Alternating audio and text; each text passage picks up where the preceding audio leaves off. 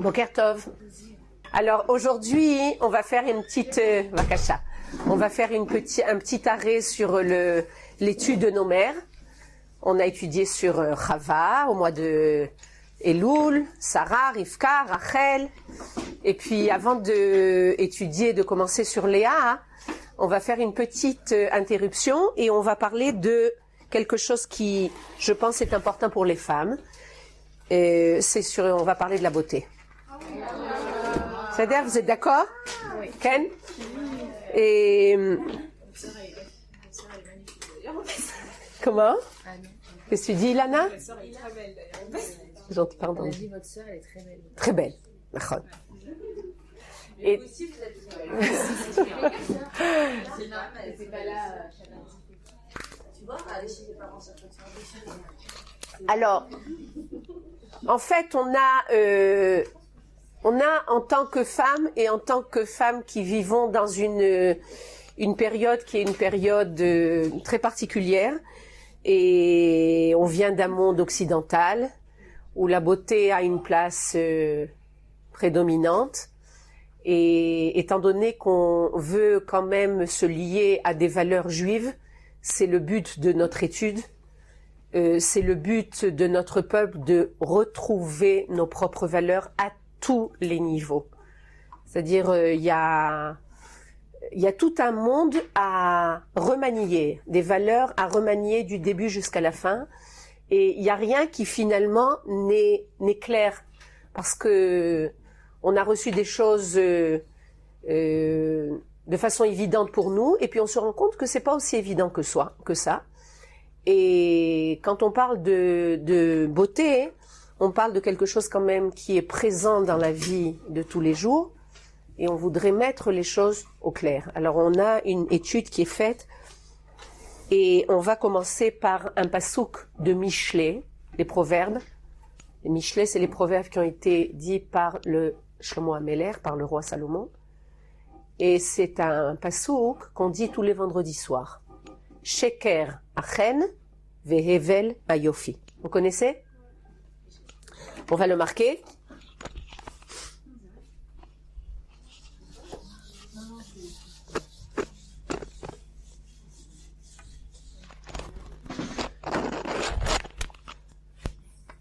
Très bien.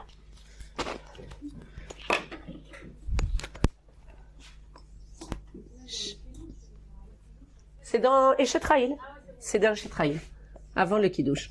Sheker achen vehevel ayofi.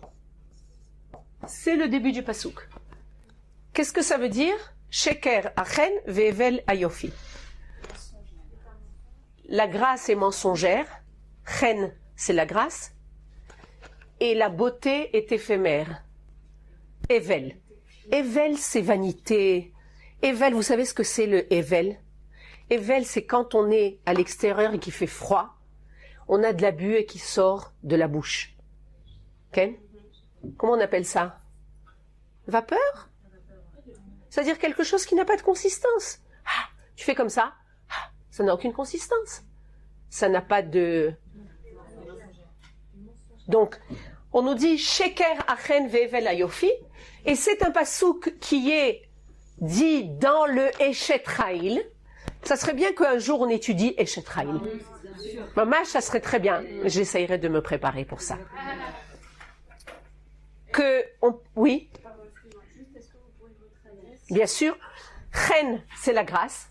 La grâce est mensongère. Sheker, c'est le mensonge. Et Yofi, la beauté, est éphémère. Vakasha. Maintenant, c'est un passouk qu'on dit dans le Eshetraïl. C'est-à-dire que c'est une louange à la femme. On parle de la femme, on parle des qualités et des valeurs féminines. Et quand on parle des valeurs des féminines, une des choses qui est importante à savoir, Sheker achen. Maintenant, pour comprendre un peu qu'est-ce que c'est le Sheker, vous savez ce que c'est le Sheker? Vous savez ce que c'est le Sheker? C'est le mensonge. Il y a peut-être que vous avez déjà entendu, on nous dit comme ça.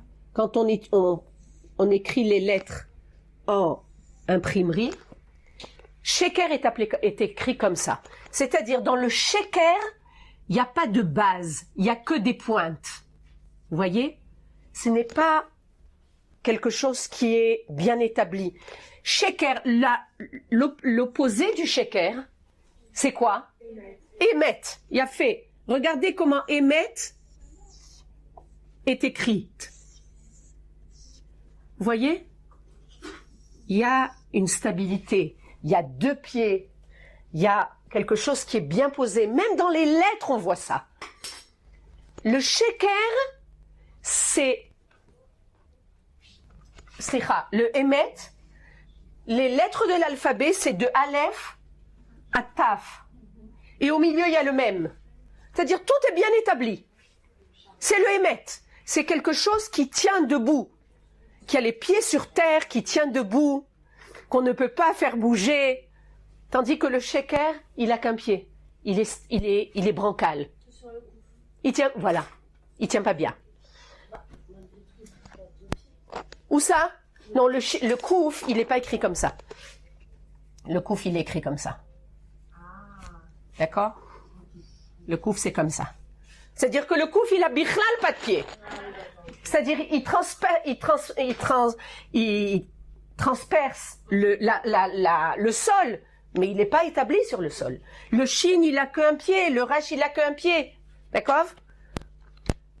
Et il y a autre chose, c'est que vous voyez que les lettres de sheker, c'est des lettres qui se suivent. Les lettres qui se suivent, c'est kouf, resh, shin. La dernière lettre de l'alphabet, c'est taf. C'est-à-dire kouf, resh, shin. Mais c'est à l'envers. C'est-à-dire, même dans la suite des lettres, c'est pas comme ça. On a pris mélangé. Qu'est-ce qu'on vient nous dire? Ça, c'est une petite explication des lettres et c'est quelque chose qui reste dans la tête. Kouf, resh, shin. Quand tu lis toutes les lettres de l'alphabet, Aleph, Bet, Gimel, tu arrives, kouf, resh, shin. Le dernier, c'est taf. Donc, sheker, c'est trois lettres qui se suivent, mais elles sont mélangées. Elles sont même pas en ordre. C'est-à-dire, qu'est-ce que Shlomo HaMelech nous dit? Il nous dit sheker achen ve'evel hayofi. C'est-à-dire, la grâce est mensongère et la beauté est éphémère. Alors on nous dit, mais alors, c'est pas important. Ni la grâce ni la beauté n'a aucune valeur. Mais la suite du pasouk, c'est ça qui va venir nous faire comprendre ce que Shlomo HaMelech veut nous dire. Vous savez qu'est-ce que c'est la suite du pasouk? Sheker achen ve'evel hayofi, Isha irat Hashem, ititalal. Isha irat Hashem, ititalal. Qu'est-ce que ça veut dire? Nachon, c'est mensonger, c'est éphémère, ça vaut pas grand-chose. Mais je vais te mentionner quelque chose, c'est que la femme qui a la crainte de Dieu, c'est celle qui va être louée, titalal, et le Maharal de Prague ou le Gaon de Vilna, je sais plus, c'est un des deux Chachamim, nous dit, elle va être louée dans quoi? Elle va être louée dans le chen et dans le yofi. C'est-à-dire, ne pense pas que la beauté et la grâce n'ont pas de valeur. Elles n'ont pas de valeur quand elles sont pas liées à un monde de crainte de Dieu. Mais quand elles sont liées à un monde de crainte de Dieu, elles vont prendre leur place et elles vont trouver leur importance dans un monde divin. C'est-à-dire qu'une femme qui va craindre Dieu, elle va avoir et la beauté et la grâce qui va ressortir encore plus. Quand c'est seul, c'est dangereux. C'est-à-dire que tu prends une valeur et tu la déconnectes de sa source, de ses racines. Mais quand tu vas la connecter à ses racines, alors elle va redoubler de beauté et de grâce. Vous comprenez ce que ça veut dire? Est-ce que c'est clair? C'est-à-dire que les Chachamim nous disent, ne pense pas que la beauté et la grâce c'est quelque chose qui ne sont pas importantes. Mais vadaï que c'est important. Qui est-ce qui a créé la beauté? Akadosh Baruch Hu a créé la beauté. On nous raconte que Chava, quand elle est elle a été créée par Dieu. Je crois que je l'ai mentionné chez vous. Quand elle a été créée par Akadosh Baruch Hu, il y a Midrash qui nous raconte que Akadosh Baruch Hu lui a fait, c'était son coiffeur. Il l'a coiffée. Il lui a fait un soin de visage. Il l'a rendue belle. C'est-à-dire qu'avant de l'amener devant Adam Arishon, il fallait qu'il l'amène belle. Donc il y a quelque chose qui est important. Si la beauté n'est pas importante, pourquoi il s'est occupé de la beauté de Chava? On dit qu'il n'y a pas de plus belle femme au monde que Chava. Chava, c'est le fruit d'Akadosh Baruch Hu. Chava, comme son père et sa mère, c'était Akadosh Baruch Hu. Il s'est efforcé de faire en sorte que Chava, la première femme dans le monde, soit belle. Donc il y a quand même quelque chose qui est important. Sinon, pourquoi faire? Sinon, pourquoi on a besoin, Bémet, de voir des gens qui sont spécialement beaux? Il y a des gens spécialement beaux, et ça amène quelque chose. Ken, ça réveille quelque chose. Quand tu vois quelque chose de beau, ça réveille. Mais là, la Torah nous indique, la beauté a lieu d'être. Oui, elle est importante. Oui, la grâce est importante. Mais d'un autre côté, sache que si elle est dénudée, si elle est déconnectée de sa source, elle est déconnectée d'une source divine, elle est mensongère et elle est éphémère et vanité. D'accord? C'est clair? Il y a fait.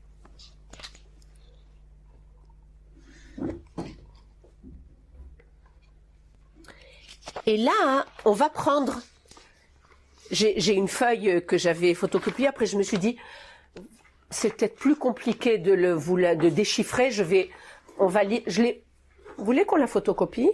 Non, en fait, non, c'est pas la peine, il est trop tard. Et il y a des midrashim, il y a des histoires qui sont marquées dans la Gemara, et qui vont nous éveiller à ce que c'est véritablement la beauté. Et les histoires sont là, vous savez, quand on raconte des histoires, les histoires, elles restent. On aime écouter des histoires. La Gemara est pleine d'enseignements, et de temps en temps, il y a des histoires. Les histoires, tu te rappelles des histoires. Et alors, on vient nous raconter une histoire. Quelques histoires. Vous allez voir que ce cours, il y a plusieurs histoires qui sont racontées. Là, c'est dans un traité de la Gemara qui s'appelle un traité de Avodah Zara. Et il est marqué comme ça. Maaseh Beraman Shimon ben Gamliel. Il y a une histoire à propos de Rabban Shimon ben Gamliel. Qui était Rabban Shimon ben Gamliel? C'était parmi les plus grands chachamim. Il était le chef du Sanhédrin. Donc vous imaginez la grandeur spirituelle de cet homme. Le Sanhédrin, c'est le tribunal juif. Ken, au temps du Beth Amikdash, il y a toujours eu un tribunal. Il faut qu'il y ait la justice qui soit présente dans le peuple d'Israël. Donc il y a un tribunal. Et celui qui était à la tête du tribunal juif, c'est un très grand chacham, il s'appelle Rabban Shimon ben Gamliel. D'accord? Et on nous dit qu'il y avait une histoire sur lui. Sheaya al-Gabé Ma'ale Arabaït. Il était dans un endroit du Arabaït, c'est-à-dire de la montagne du Beth Amikdash, c'était au temps du Beth Amikdash, donc dans un endroit qui était super saint, Ken, pas n'importe où, il n'était pas chez lui, il était au Beth Amikdash. Bema'ale Arabaït, c'est-à-dire Ma'ale, c'est un endroit élevé, mais on nous dit pas que c'est un endroit, c'est-à-dire que c'est aussi, il était très élevé. C'est aussi géographique, mais c'est aussi ce qu'il était lui-même. Vera'a ovedet kachavim. Et il a vu une femme qui était une femme idolâtre. C'est-à-dire Na'a beyoter. Très belle. Amar. Et il a dit une phrase qui est marquée dans les Teilim. Marabou ma'asecha Hashem.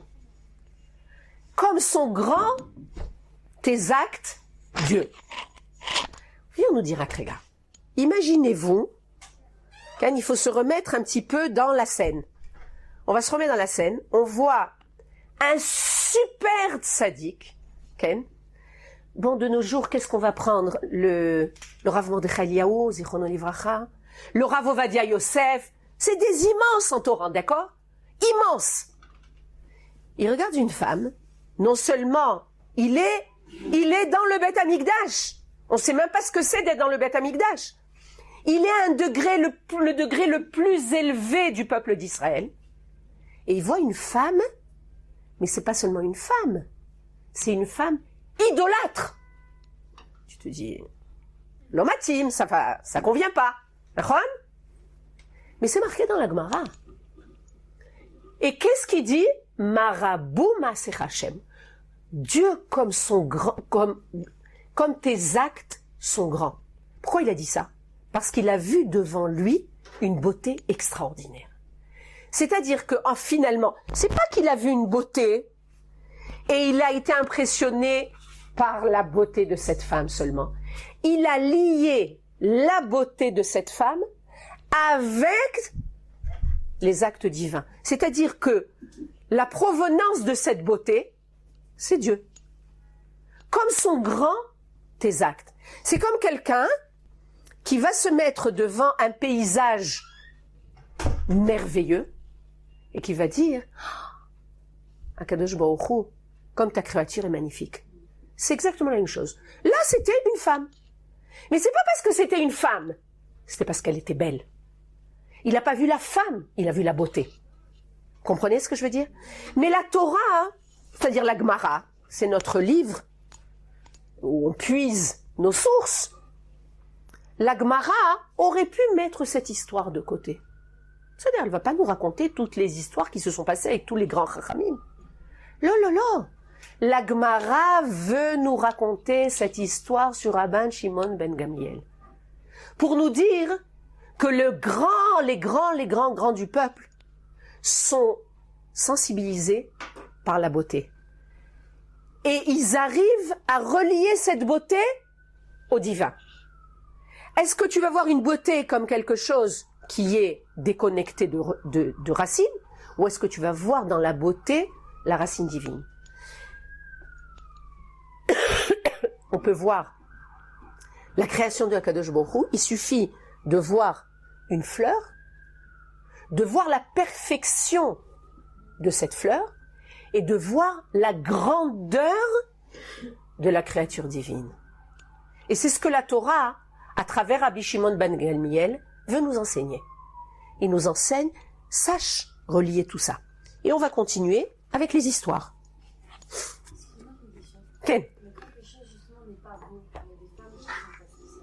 Nachon?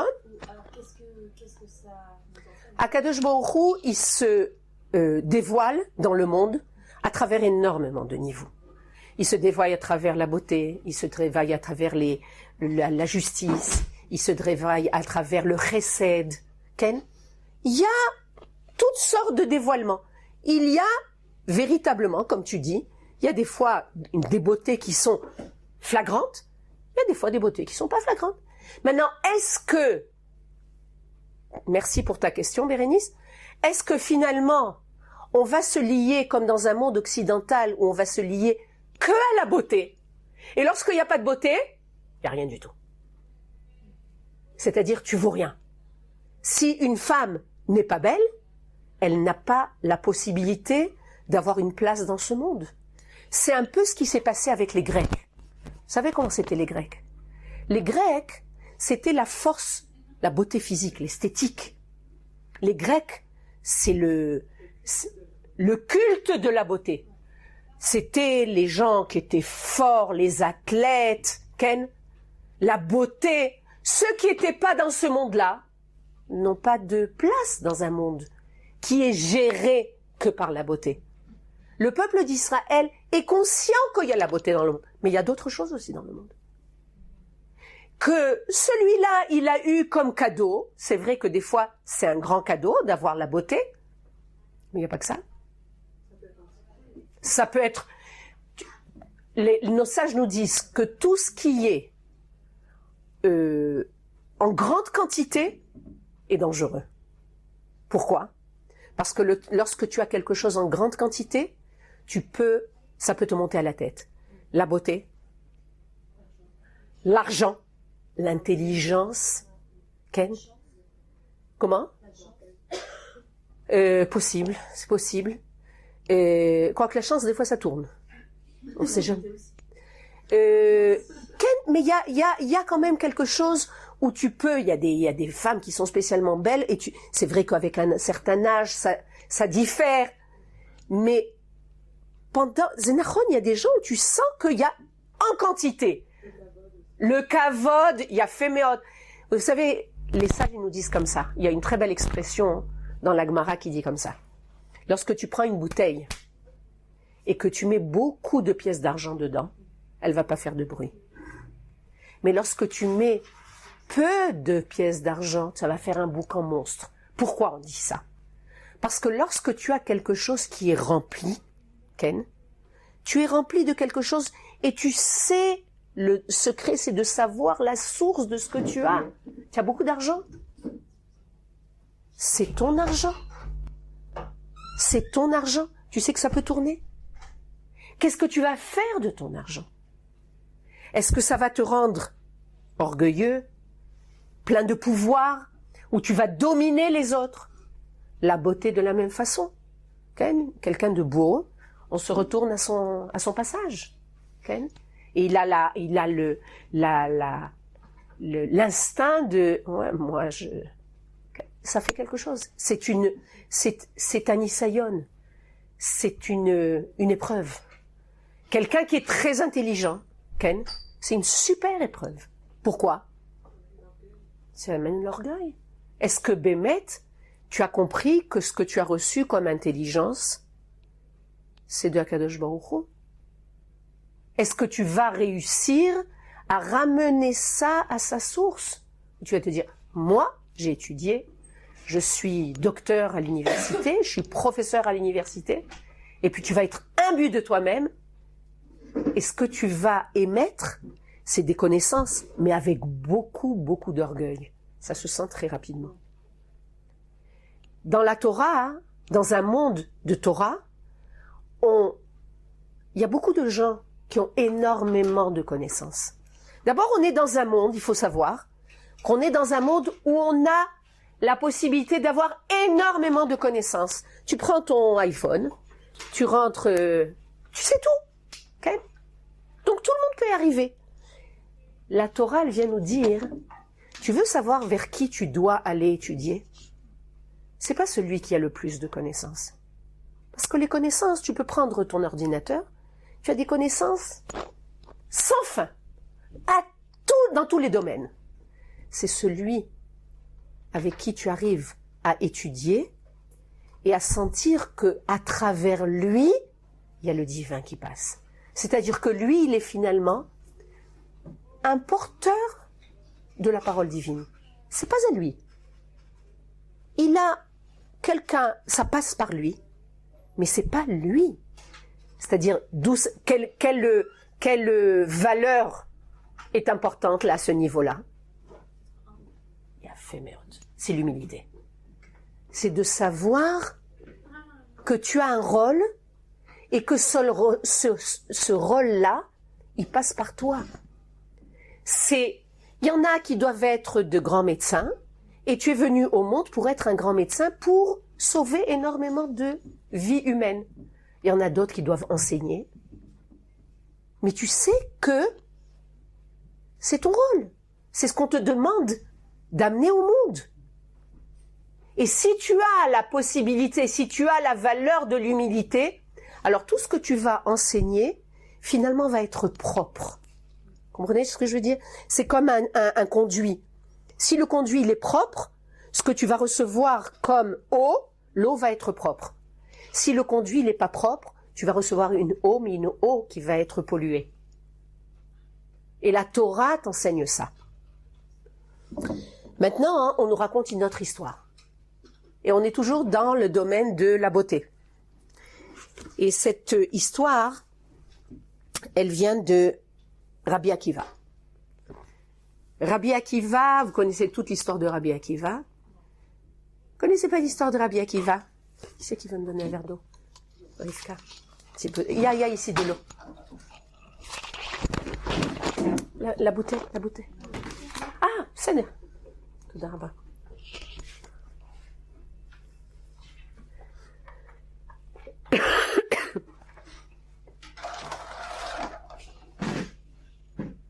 תודה רבה.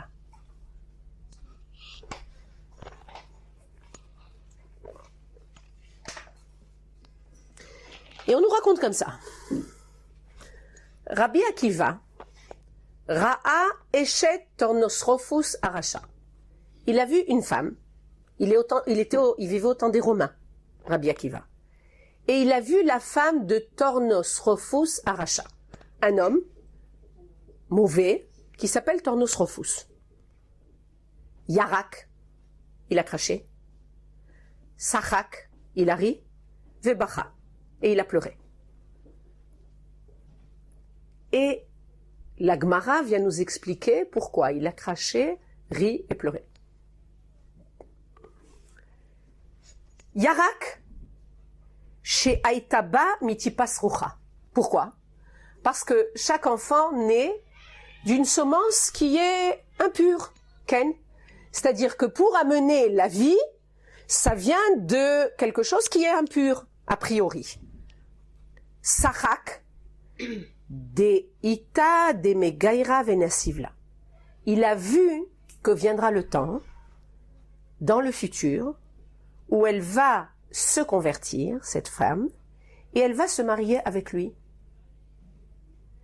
Rabbi Akiva était marié avec Rachel. Vous connaissez l'histoire de Rabbi Akiva et de Rachel. Et je pense qu'on arrivera à parler de ça parce que c'est une très très belle histoire. Rabbi Akiva, un des plus grands chachamim de tous les temps. Okay? Et quand il a vu cette femme, il a réagi de façon particulière.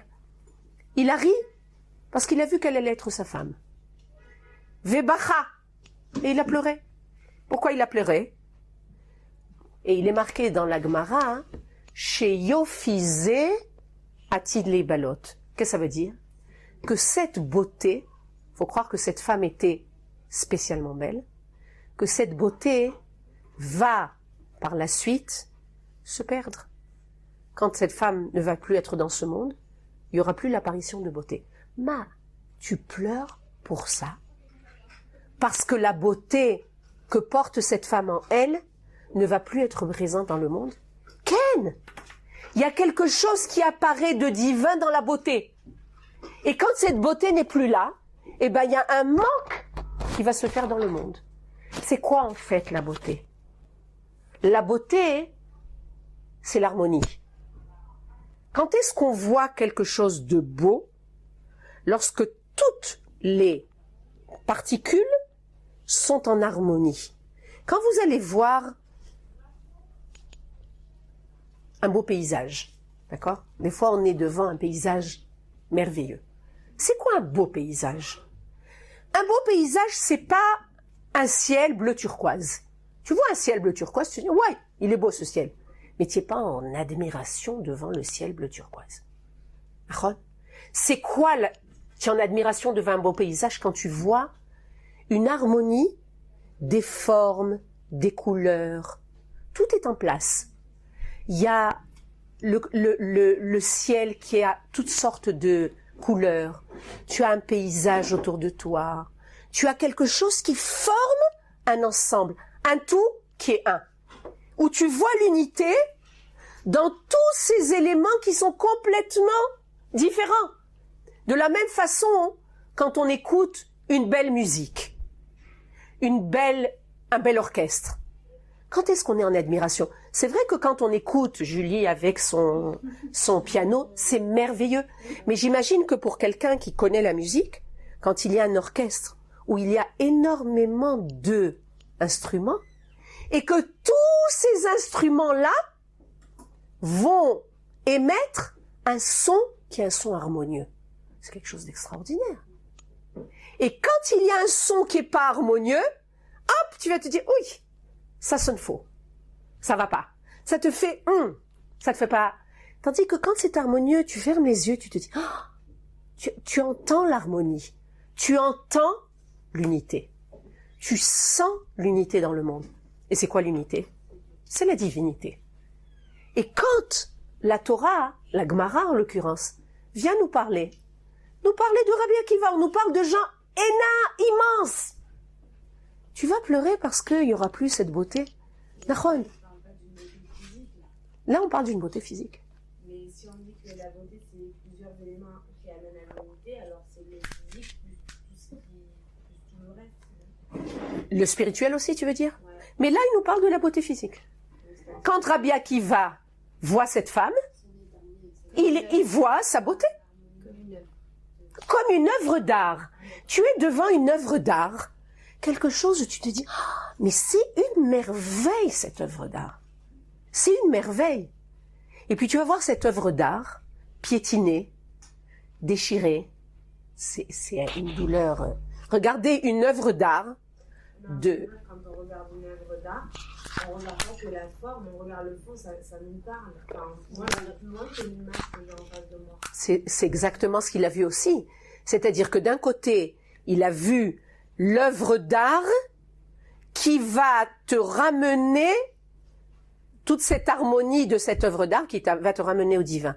Mais finalement, ce corps qui finalement ne va être plus là, il y a quelque chose qui va manquer dans le monde.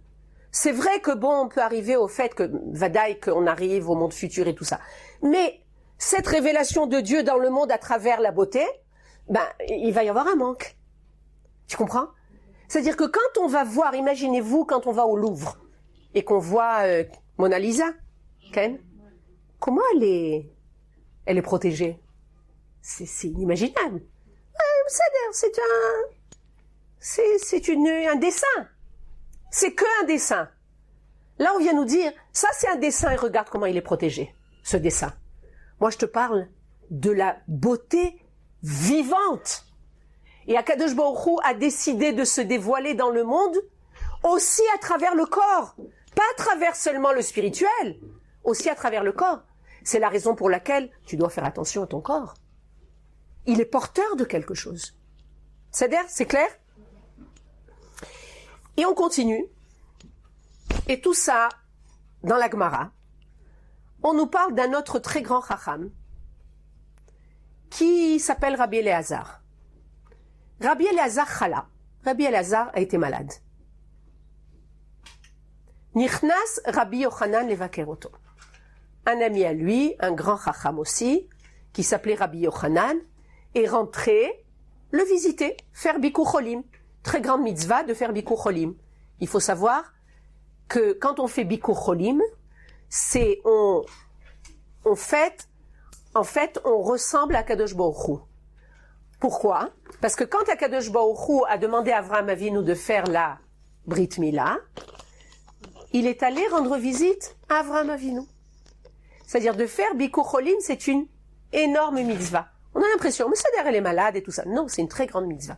Parce que quelqu'un qui est dans la maladie, chas v'shalom, qui se sent pas bien, quand on va venir le visiter, on va venir le voir, on lui amène quelque chose, on lui aère la chambre, on lui fait du bien, ça lui ramène de la santé, de la vie. Et alors il est rentré, Rabbi Yochanan est rentré dans la chambre de Rabbi Elazar. Elazar. Nichnas Rabbi Yochanan levakro, ra'a shehu yashen bebayit afel. Et il a vu qu'il est endormi, qu'il dormait, dans une maison qui était la pénombre, l'obscurité. Gila zroo venafal or babait. Il a découvert son bras, d'accord, comme ça, et d'un coup, il y a eu la lumière dans la maison. C'est-à-dire, à un autre niveau, on se dit, regarde, de quoi tu parles? S'il y a l'obscurité dans la maison, tu vas relever la manche de ton bras et puis il va y avoir la lumière. Quand les Chachamim nous parlent dans la Gemara, ils nous parlent de quelque chose de très profond. Ils viennent nous faire comprendre, entre les lignes, de quoi on parle.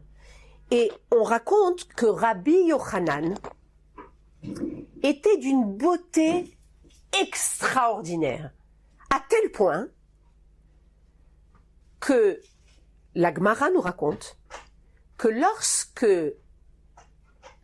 les femmes allaient au mikvé et le rencontrer après être au mikvé. Quand une femme va au mikvé, elle rentre à la maison, elle va être avec son mari. Et quand les femmes le rencontraient, elles voulaient rencontrer Rabbi Yochanan après être au mikvé. Pourquoi?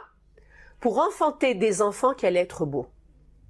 Parce que rien que le voir, ça mettait dans leur tête une image de beauté. Et comme ça, elles enfantaient des enfants beaux. Donc ce Rabbi Yochanan, il était d'une beauté particulière. On parle dans la Gemara, on nous parle de gens qui étaient particulièrement beaux ou particulièrement riches.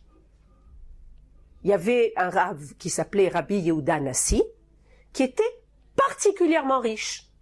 Mais en quoi se manifestait sa richesse? On dit que il avait tout, il avait des ustensiles d'argent, des ustensiles d'or, il avait tout ce qu'il fallait dans sa maison très faste. Mais d'un autre côté, lui, il se suffisait à rien. Il avait besoin de rien. Il était très riche, mais il avait besoin de pas grand-chose. C'est-à-dire, on nous parle de choses, mais qu'est-ce que tu fais de tout ce que tu as comme beauté? Et alors, on nous parle de Rabbi Yochanan, donc, quand il est rentré. Et Rabbi Elazar, donc, qui était malade, vous vous rappelez? Il le regardait, Rabbi Yochanan, et il s'est mis à pleurer. Et alors, Rabbi Yochanan lui dit, pourquoi tu pleures? Et Rabbi Elazar de répondre, sache que je pleure. Pourquoi? Parce que toute cette beauté, elle va partir. Maintenant, a priori, tu pourrais te dire que il y a de quoi pleurer, par exemple, si tu as un degré très élevé de Torah. Tu pleures dans le fait que peut-être tu n'as pas étudié la Torah, peut-être que tu as manqué d'intention dans tes mitzvot. Il y a beaucoup de choses où on peut pleurer véritablement. La Gemara vient nous dire pourquoi il a pleuré Rabbi Elazar. Parce que quand il a vu la beauté de Rabbi Yochanan, il s'est mis à pleurer et il lui a dit « cette beauté, elle va partir ». Ah, c'est tellement important que la Gemara veut nous enseigner quelque chose de fondamental. Oui, la beauté a lieu d'être. Oui, on lui donne de la place. Oui, elle vient dévoiler dans le monde quelque chose de divin. Et cette beauté qui ne va plus être là, il va y avoir un manque de dévoilement divin dans ce domaine. Est-ce que c'est clair?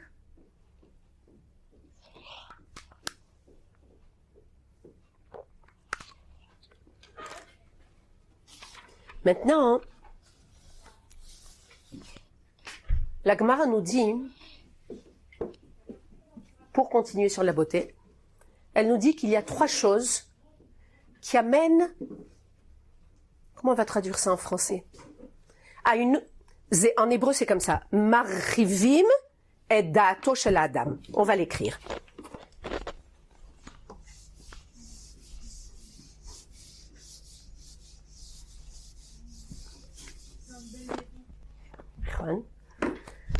שלושה דברים מרחיבים דעתו של האדם. Alors, on traduit premièrement ça. Il y a 3 choses qui vont... Vous savez ce que c'est marchivim? Marchivim, ça vient du mot rachav. Rachav, c'est large, qui va élargir l'esprit de l'homme. Je crois que c'est ça. Vous savez, il y a des gens qui ont une ouverture d'esprit et il y a des gens qui ont une étroitesse d'esprit. On a plus tendance de vouloir avoir devant nous quelqu'un qui a une ouverture d'esprit, où il se sent que quelqu'un d'étroit, quelqu'un qui est fermé. Et on nous dit, tu sais qu'est-ce qui amène à l'ouverture d'esprit de la personne? 3 choses. Dirana'a,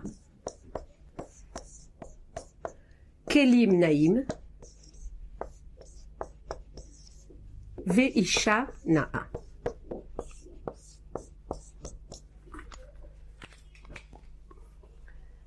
Pour que l'homme se sente, c'est une ouverture d'esprit, se sente bien, se sente à l'aise, se sente, il est ouvert. Ken? Il y a quelque chose de large dans la vision de son monde. Qu'est-ce qui lui permet d'avoir une vision large du monde? 3 choses. Dira na'a, une belle maison. Kelim na'im, des beaux ustensiles. Et isha na'a, et une belle femme. Maintenant, on nous parle pas de isha yafa. Il y a deux termes. Il y a le mot na'e et le mot yafé. Le mot yafé, c'est, comme disait tout à l'heure Bérénice, il y a des gens qui naissent beaux, Ken, il y a des femmes qui naissent belles. C'est quelque chose que tu as reçu sans que tu fasses quoi que ce soit. Mais là, on nous dit isha na'a. Isha na'a, c'est une femme qui est belle au niveau de ses actes, et le fait qu'il y a une beauté profonde en elle, d'intérieur, va la rendre na'a, agréable à la vue. C'est-à-dire qu'on peut des fois voir une femme qui est yafa et qui est pas na'a, c'est-à-dire elle est belle mais elle n'est pas agréable à la vision, c'est-à-dire à la... Tu te sens pas bien à côté d'elle. Pourquoi? Elle est belle. Il y a quelque chose qui est beau extérieurement. Mais tu vas te rapprocher, tu vas pas te sentir tu vas pas te sentir bien à côté d'elle. Et il y a des femmes qui sont peut-être pas la beauté Miss Monde, mais elle est na'a. C'est-à-dire elle est agréable. On est bien d'être avec elle. La Torah vient nous enseigner quelque chose qui vient nous dire: ne mets pas de côté le monde extérieur, le monde matériel. Quand tu parles d'une dira, qu'est-ce que c'est important d'avoir une dira na'a? Une belle maison. Une dira na'a, c'est l'endroit où une personne va se retrouver chez lui, après avoir passé une journée entière à l'extérieur, où il y a énormément de dispersion. Quand il y a l'extérieur, il y a énormément de dispersion de tous les éléments de la créature. Quand il va rentrer à la maison, et il va trouver une maison où chaque chose est en harmonie. Chaque chose a sa place. Une dira na'a, c'est finalement trouver le sens profond de l'unité. Tu vas trouver à la maison, vous savez, il y a des maisons où on rentre à la maison, c'est le balagan total. Tu sais pas où tu vas trouver les chaussures, où tu vas trouver la poêle, où tu vas trouver... Rien n'est en place. C'est bien si c'est dans le frigo, c'est déjà ça. La poêle et les chaussures. La nourriture. Mais lorsque tu rentres dans une maison où tu trouves les choses en place, le fait de trouver les choses en place t'amène à découvrir l'harmonie. Le Beth Amikdash, quand on nous parle du Beth Amikdash, on nous parle tout celui qui n'a pas vu le Beth Amikdash, n'a pas vu la beauté dans le monde. C'est quoi le Beth Amikdash? Une fois, on avait eu une conférence de quelqu'un qui se spécialise dans le Beth Amikdash. Et il nous avait montré des diapositives. Vous savez, il y a énormément de kelim, d'ustensiles qui sont en train d'être reconstruits. Il y a la menorah qui est reconstruite. Petit à petit, Bezrat Hashem, on va s'approcher du Beth Amikdash. Et qu'est-ce qu'il y avait de particulier dans le Beth Amikdash? Il y avait un ordre et une propreté extraordinaire. C'est-à-dire, on nous dit que tout le temps où il y avait le Beth Amikdash, pendant des centaines d'années, je crois 300 et quelques années, alors que c'était un endroit où il y avait des sacrifices, il n'y avait pas de mouches. Premièrement, c'était un miracle. Que quand il y a de la nourriture, il y a des mouches. Ça, c'était un miracle. Mais d'un autre côté, on vient nous dire, c'était d'une propreté totale. Extraordinaire. Qu'il y avait énormément de matériaux dans le Beth Amikdash. Il y avait le matériel, il y avait l'or, il y avait le bois, il y avait le marbre, il y avait toutes les créatures du monde étaient représentées dans le Beth Amikdash. L'essence même de la créature, des créations se trouvait dans le Beth Amikdash. Et tout était agencé, organisé de façon harmonieuse. Chaque chose avait sa place. Slicha.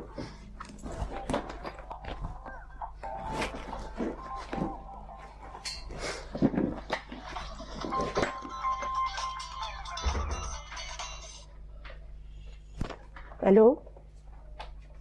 Ken? אני יכולה לחזור אלייך, אני בדיוק עסוקה עכשיו. תודה רבה.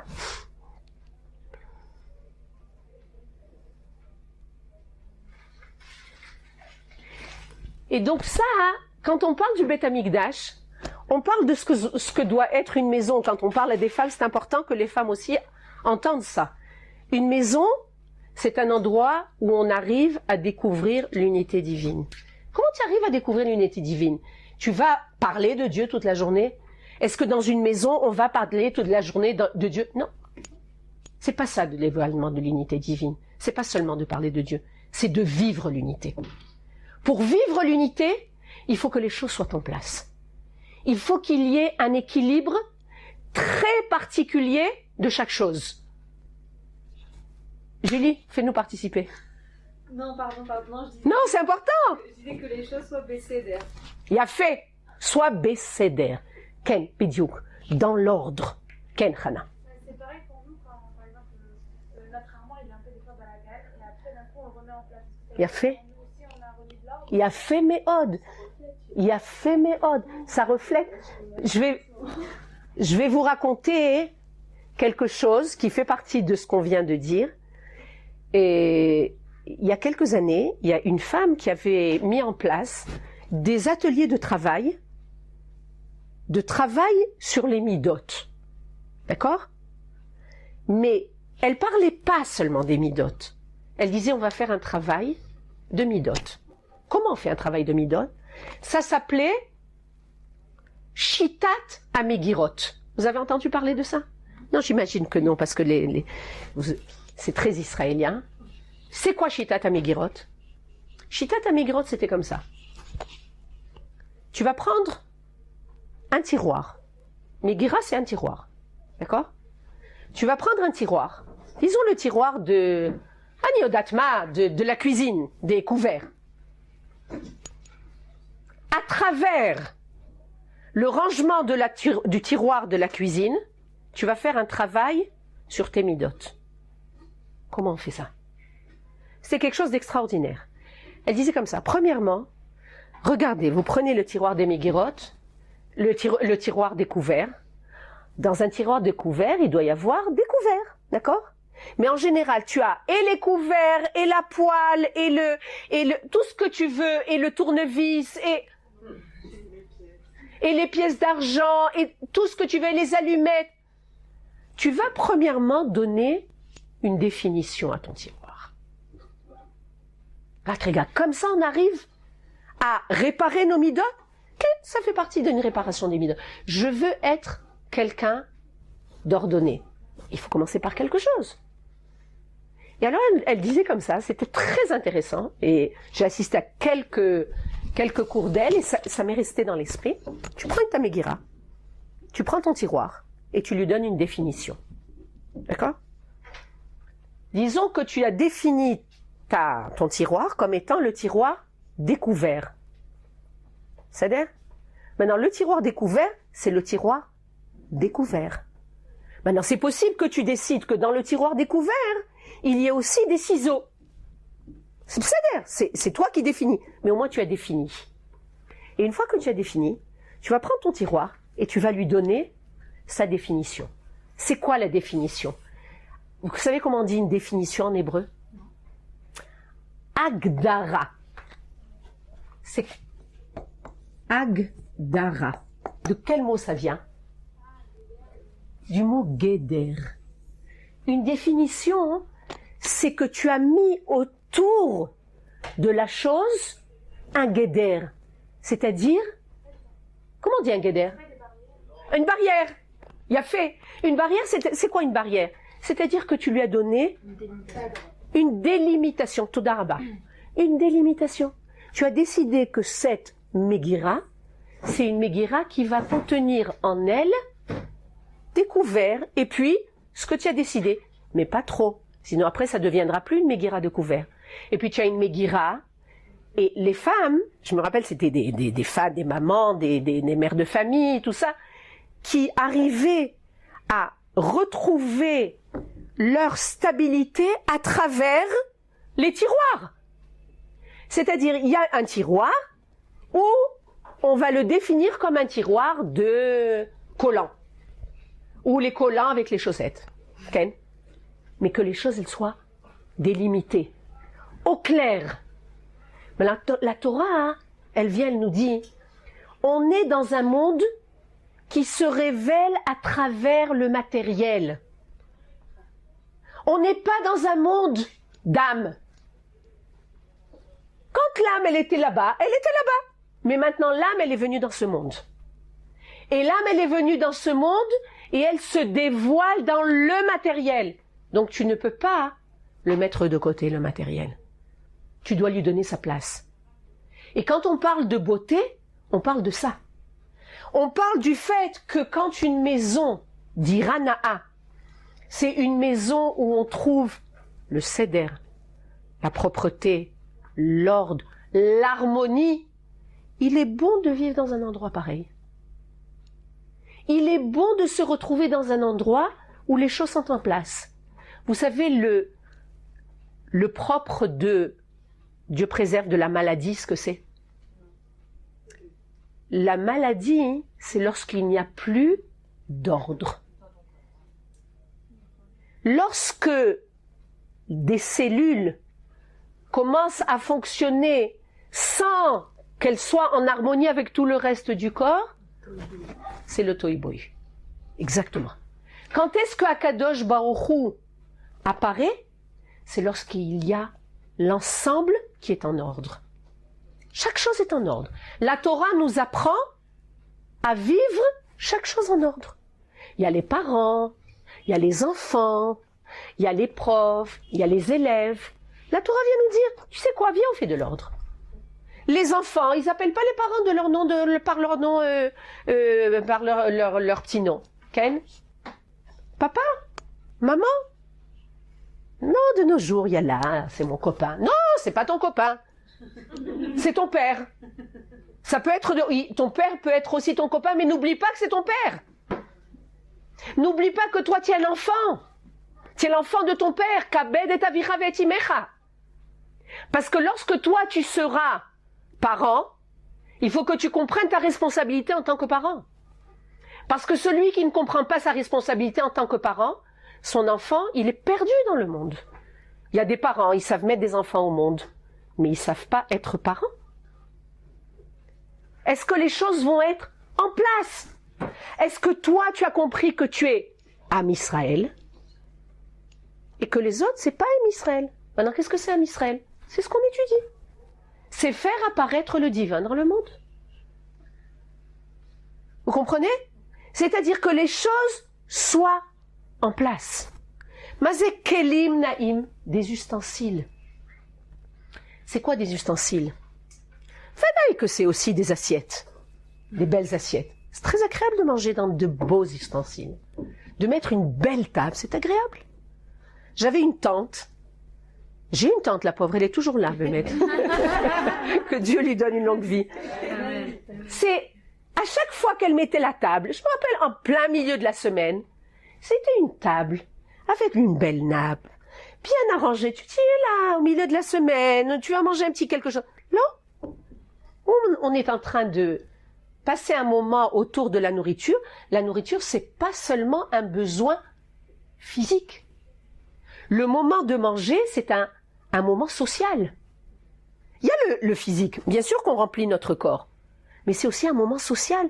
Que ce moment social, il fasse partie, il soit entouré de quelque chose d'harmonieux, d'agréable.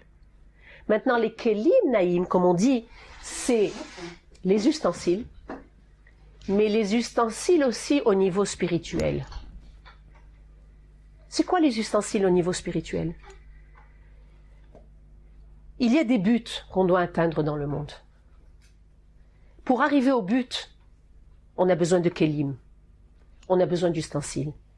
Le but est important, mais la façon d'atteindre le but n'est pas moins important.